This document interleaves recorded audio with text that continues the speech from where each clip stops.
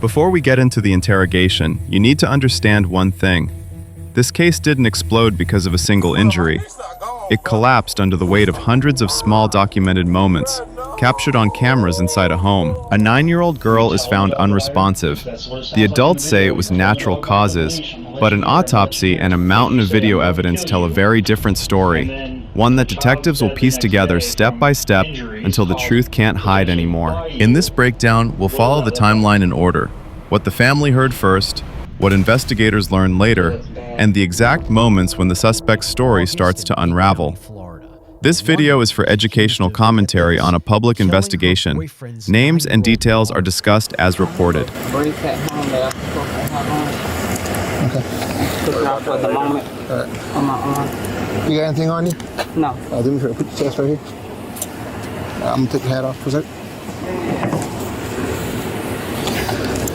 I'm gonna lift your shirt up a little bit. See your waistband? We're good. Ain't no way. Hell no. I don't care, bro.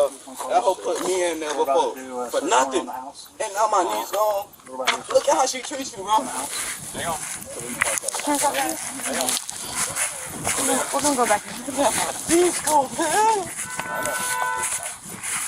Come this way.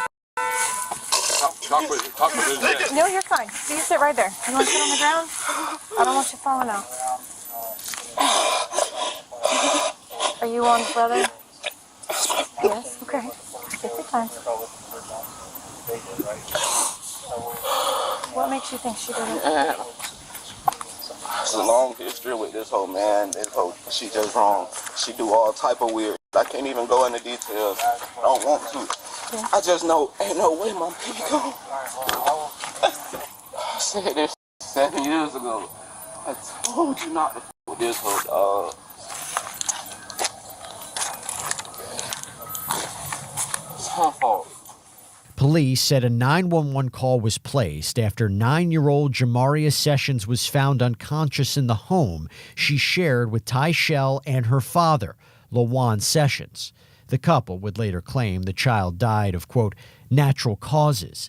But weeks later, an autopsy ruled out any natural causes of death and pointed the finger right back at the caregivers. That's when detectives picked up Tyshell and brought her to that interrogation room, where we catch back up with the murder suspect. What happened? Honestly, I can't say how she passed away. When I found her, she was sleeping. All I can say is, she did receive whoopings. The girls told me that she fell that day when I was asleep. When I was sleeping, I did not witness that fall.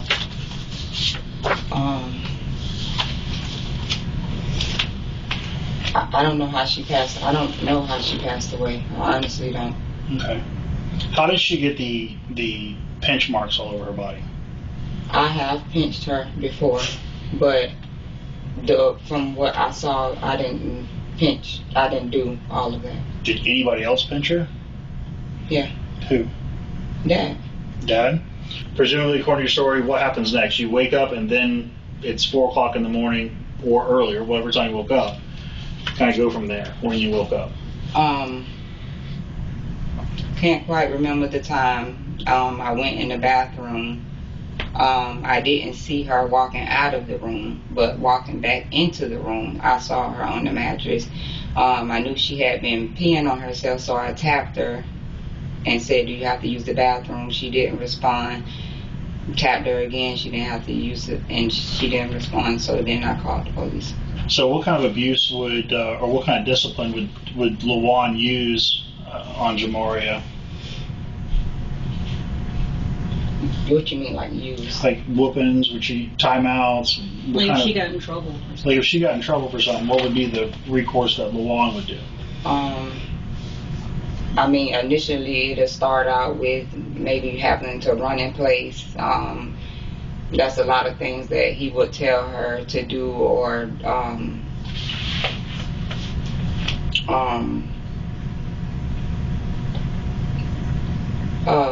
they would have to stand on the wall sometimes, and then it eventually resulted into a whooping. Tyshell tells investigators her initial story and mentions some unusual discipline, but detectives suspect there's more to the story and question the 34-year-old about Jamaria's injuries. How did Jamaria sprain her ankle and when? She told me that she tripped over the dog food downstairs when she was walking in the dark in the living room. So the downstairs living room? Okay. And then how did she get the burns to her feet and her back? Said it was from hot water from the hair. What was she doing with the hair? I understand it was already does hair, but I'm trying to see if you understand. She has to dip it in hot water. And apparently she had moved or something. Do you know about how her lip got busted or her teeth got broken out of her mouth? I thought it was from the treadmill. Why do you think it was a treadmill? Because that's what I believe she told Zaria that. Okay. When did that happen?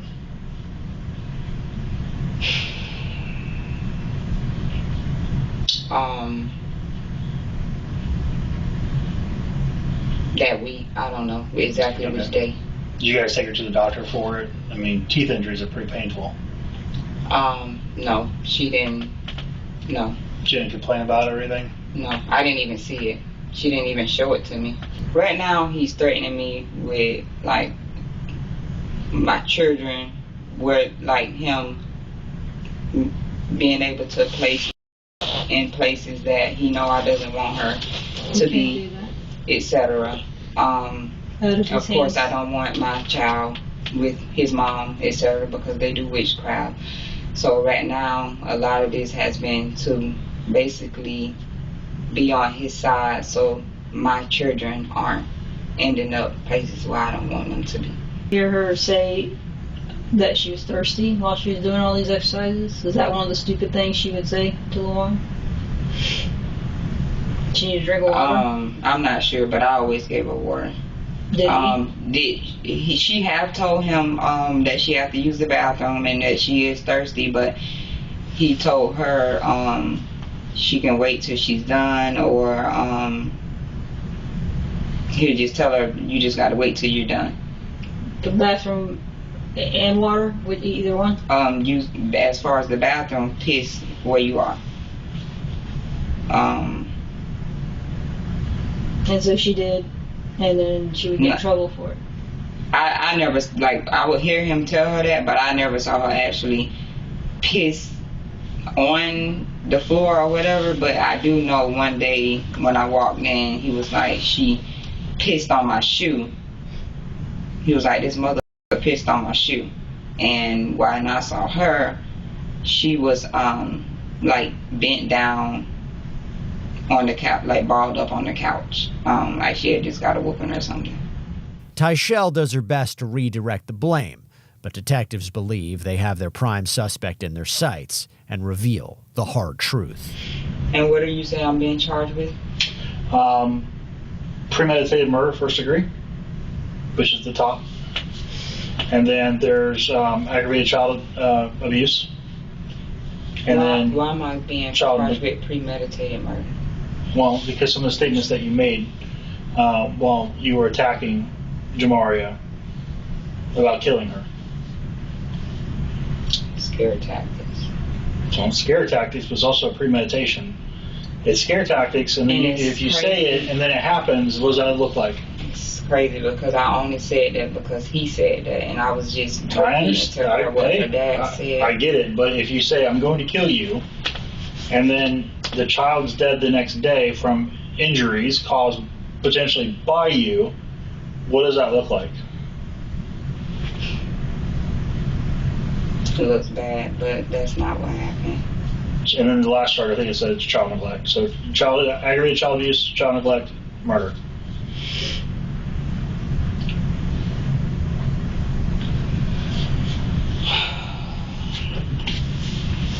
Is there anything else you want to say about any of this? You want to tell us? Do you think it's important? I I just know that I didn't do this. Like, I would never do anything to kill her. Like, those words came honestly because he had just told her that, and I knew she was scared from that. So when she did something wrong, I just used it. But I would never do nothing like that. I would never do anything. And then to say that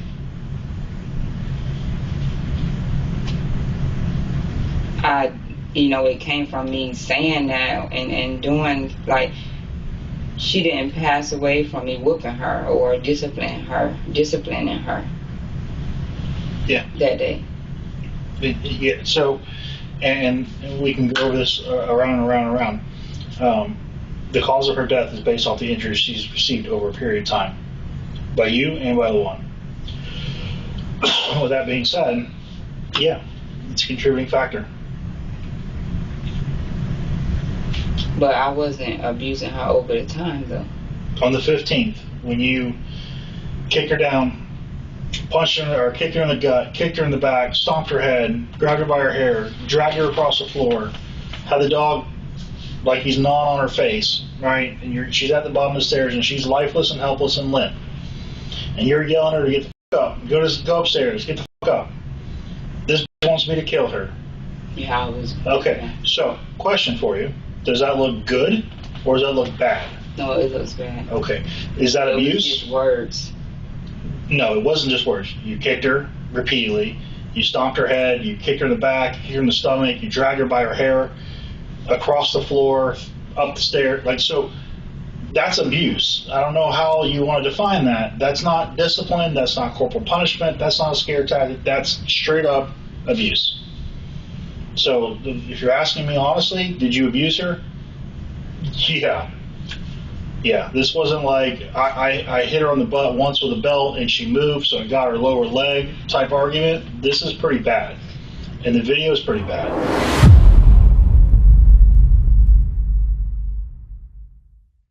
Now that you've seen the interrogation, let's step back and break this case down, calmly, clearly, and in order. This was not a single moment of violence. According to investigators, this was a pattern, a series of escalating behaviors that compounded over time. The autopsy did not point to one fatal blow. Instead, it described a child whose body was overwhelmed, repeated physical injuries, lack of proper hydration, lack of nutrition, and sustained stress. Detectives explained it as death by 1,000 cuts, not one act, but many smaller acts, each one survivable on its own, adding up to organ failure. And this is critical. The injuries were not isolated to one day. Some were older, some were fresh. That timeline matters because it contradicts the idea of a sudden accident. When investigators compared medical findings with thousands of home security videos, the story told by the suspect began to collapse. Events that were described as accidents, tripping, falling, discipline, were allegedly captured on camera in very different ways. This is where the case shifts from he said, she said to documentation. Video does not forget. Medical evidence does not reinterpret itself. In the end, the prosecution's position is simple. The child did not die naturally, and she did not die suddenly.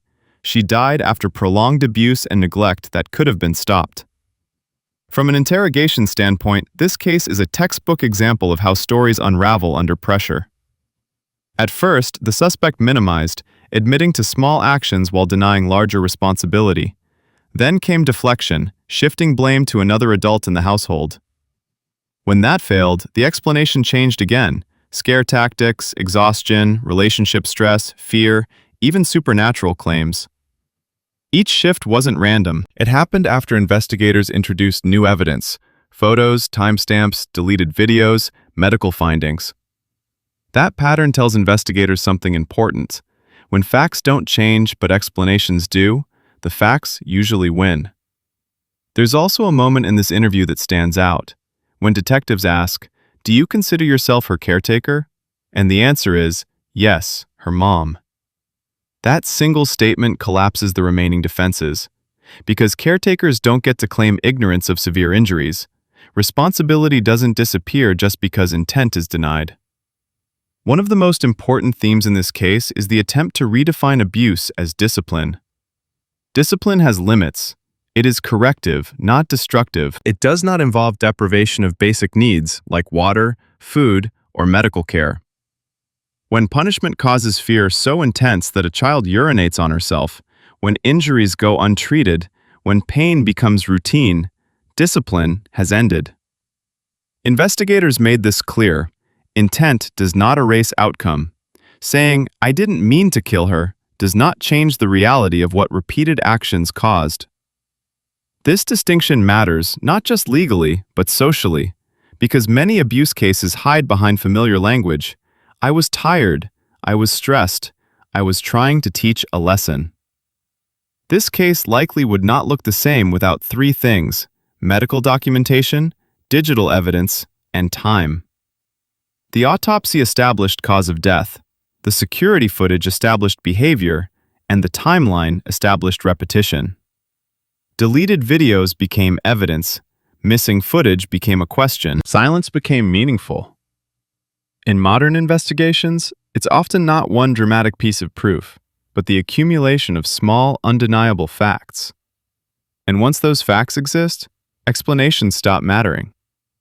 This case is difficult to watch, but it matters. It matters because abuse often hides in ordinary spaces. It happens behind closed doors, justified by routine language and dismissed as private family issues.